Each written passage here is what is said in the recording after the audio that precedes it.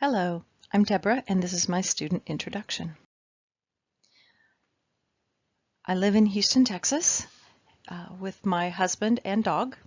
I also have two sons who live in the area, but they're grown and they no longer live at home. I'm employed at a large energy company. It's a global organization, so I work lots of long, crazy hours.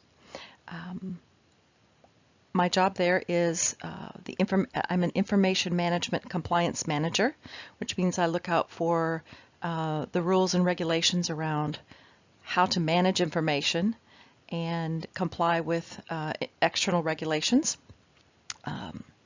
So it's quite an interesting role, and I've been with this company for 23 years.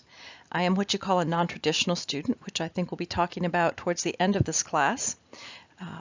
I do work full-time, and I'm a distance student.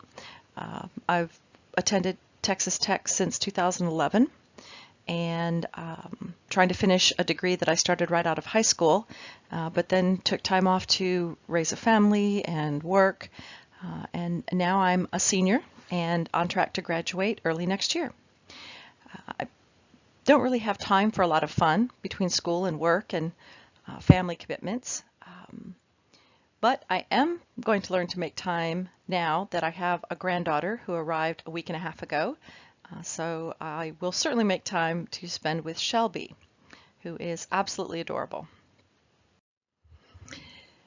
And now to talk about toast, our assignment.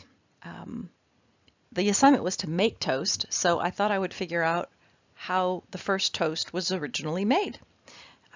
Egyptians were known for inventing bread. It used to be the sort of that flat bread that didn't rise, but they, in the heat and the humidity in the country, if they left the dough out, it started to rise, which after then baking it, it became this fluffy stuff we call bread today.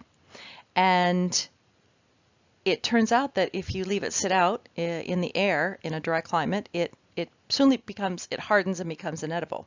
So they learned that toasting the bread would make it last longer. Plus you can also spread stuff on it when it's toasted. And then over time, the concept of toast spread across the continent and eventually to America when the settlers came over. It is interesting to note that the word toast comes from the Latin toastum, which means to scorch or burn, which frankly is what happens sometimes when I make toast. Another interesting note about toasters, they were first invented around the early 1900s, and today almost every home in the US has a toaster. So thanks for your time, and I hope you enjoy our class. There's my references.